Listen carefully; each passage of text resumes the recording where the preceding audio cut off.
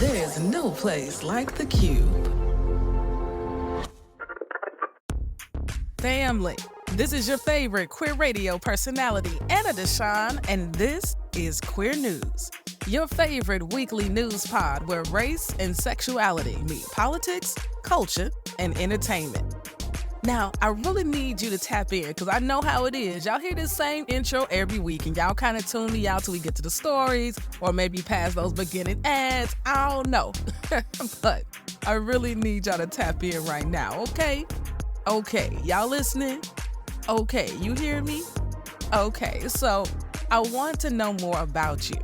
I want to know more about what you like about the show. I want to know more about what you want to see with the show. So you know what I did? I did. I made a little quick survey. It's real quick, I promise. It'll take you maybe 3 to 4 minutes to complete.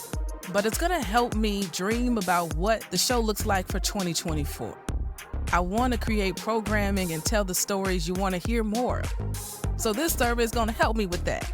Now, if you take the survey, you automatically get added to our raffle to win a $50 gift card. I'm gonna mail it to you myself, okay?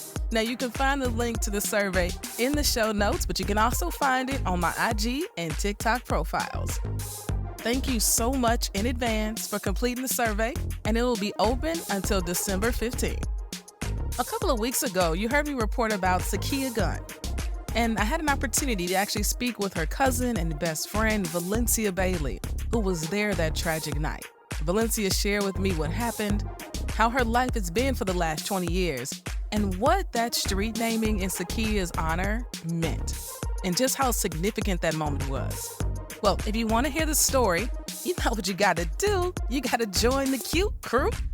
The QCrew is our queer news community, where you receive a weekly email sharing our top queer news stories, an unedited video from me about those top queer news stories, and now some exclusive interviews like this interview with Valencia.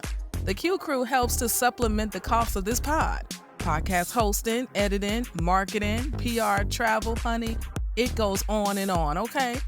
But if you believe in the work we do, if you believe LGBTQ stories need to be amplified, if you love and respect how I report on the news and tell our stories, join the QCrew like our latest member, Lucien. Welcome, Lucien. Thank you so much for joining us. Now, you know you want to join. This link is in the show notes. Now for the news.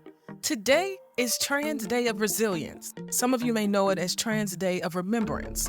And we're going to honor our trans siblings today by speaking their names. Speaking the names of all of our trans and non-binary siblings we've lost in 2023. I think that'll be heavy enough for all of us to even get through.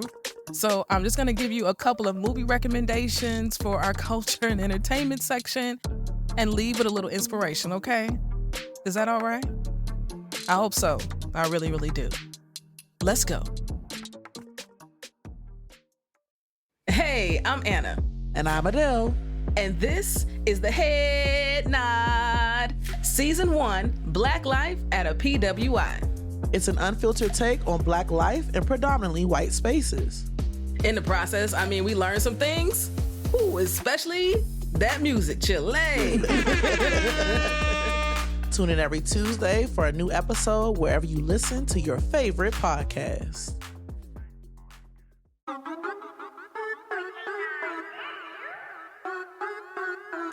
You are now tuned in to higher frequencies. We do this frequently. Turn your radio station to E3 for that decency. Listen to great music and the latest movement. Safe listening for anyone that's tuned in. Who you waking up to?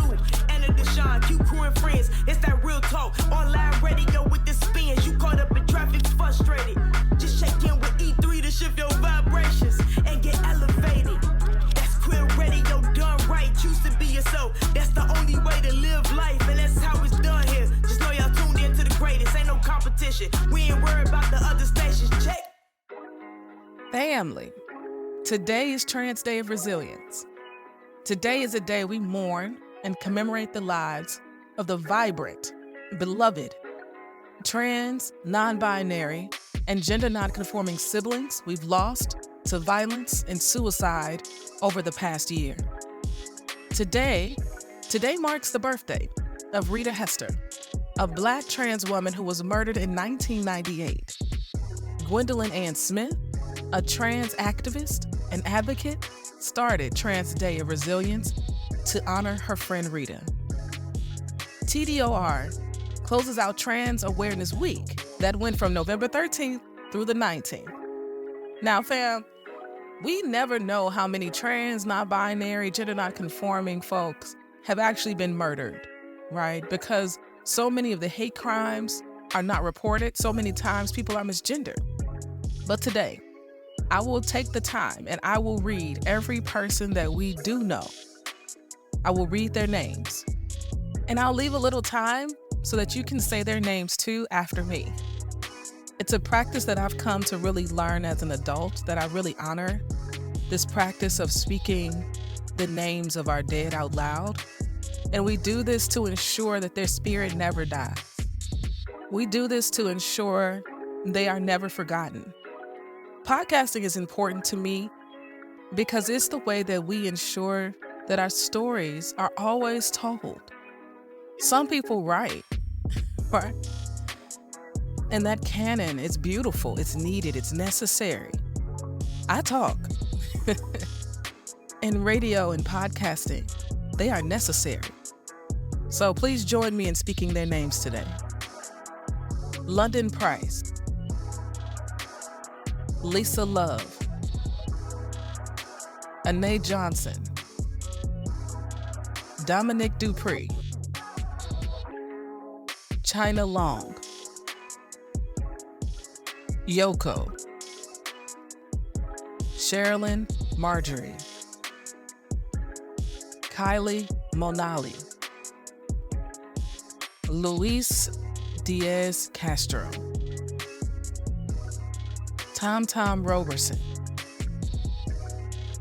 Devani Johnson, Chanel Ortiz, Ashia Davis, Banco Brown, Coco Dadal, Ashley Burton, Saya Woodland, Tortuguita, Cache B. Henderson, Imani Watatu,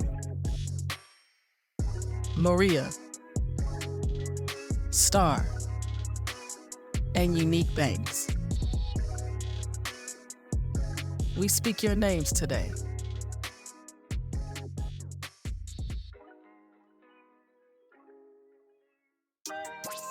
Trans Day of Resilience is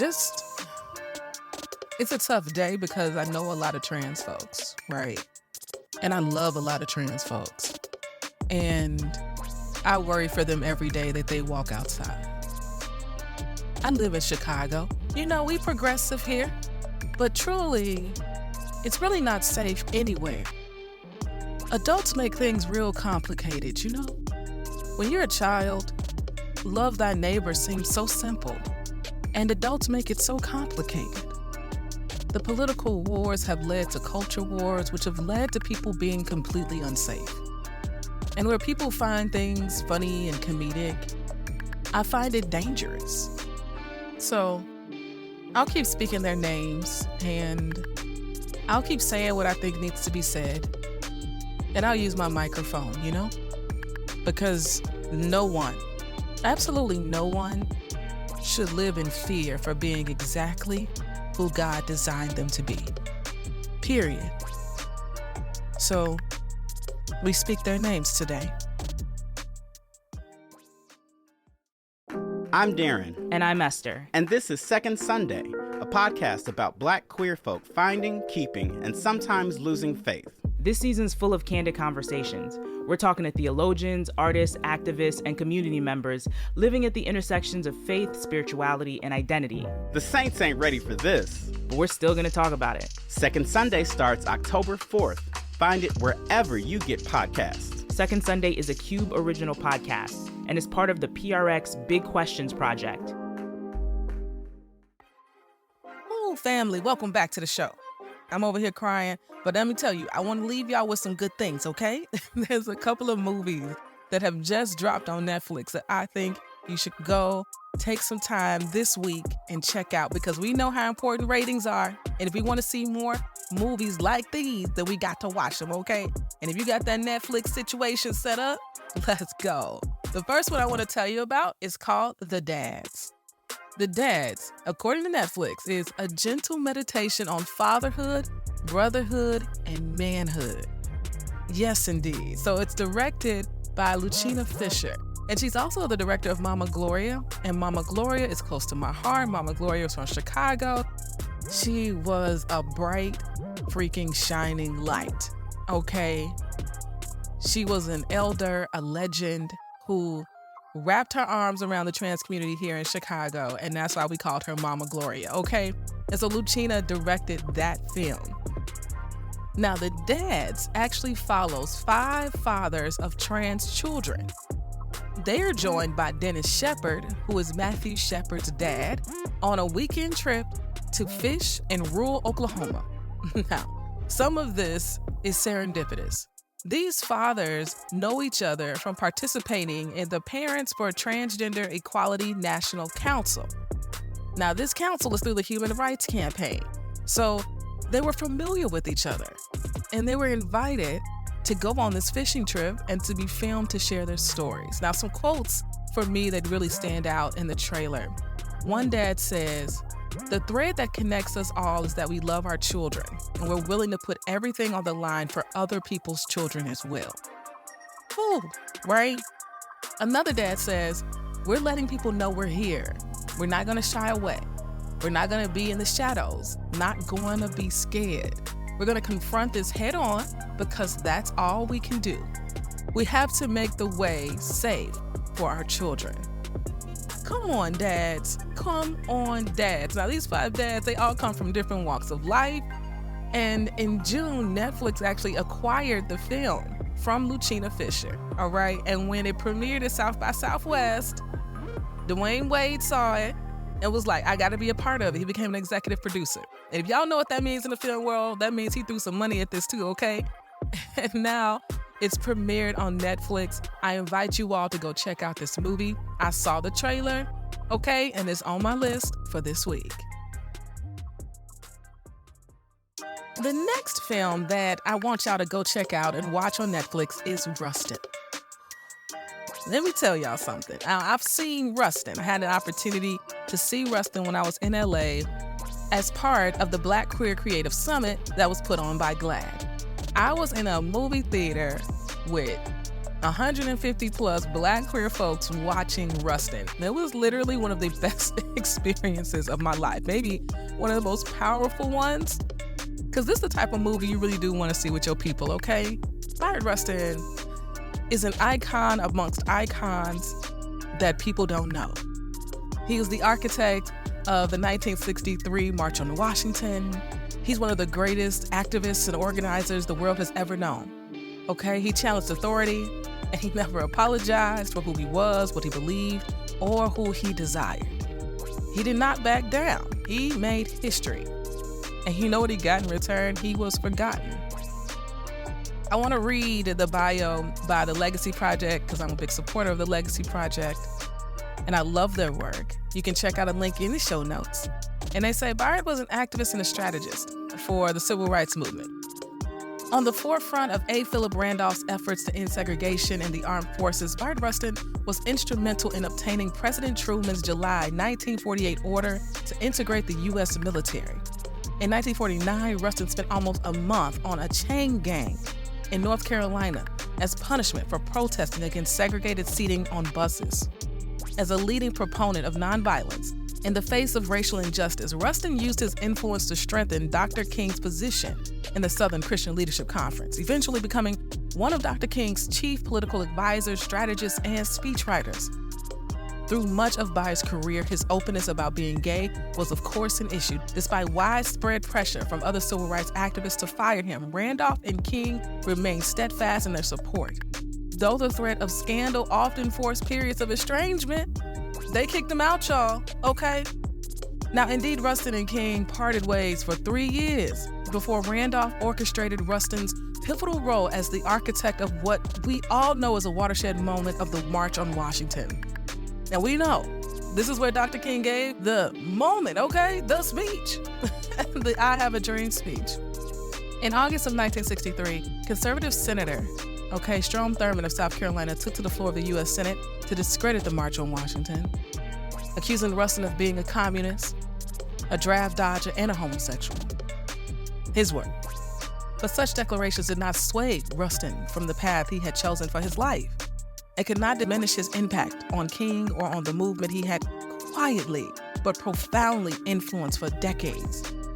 Rustin mentored King to make Gandhi's philosophy of nonviolence, civil disobedience, the strategic centerpiece of King's activism, and the hallmark of his legacy. Though Bayard Rustin is often forgotten by many contemporary activists, few people had more powerful influence on the civil rights movement and its enduring impact on the course of American history than Bayard Rustin. May this film amplify his legacy. And this film is so good, y'all. I was so filled with joy when I saw Ellen Baker being portrayed. I was full of joy to see Rustin love in this film. I love seeing him in the face of it all.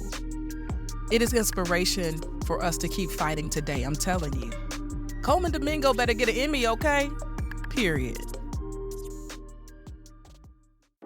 Now let's end this episode with a word because y'all know Anna's always got a word. And my word today is just to remember to take care of each other. That's it. As we are headed into the holiday season, full steam ahead, it's easy to forget. These are not the happiest times for everyone. Lots of hearts break during this time of the year. So my word today is to remember to be kind. Do an act of kindness. Give somebody a hug, pay for someone's gas, pay for somebody's meal. I don't know. Let's just remember to take care of each other and give each other some grace. Because we all we got. Till next week, family. Peace.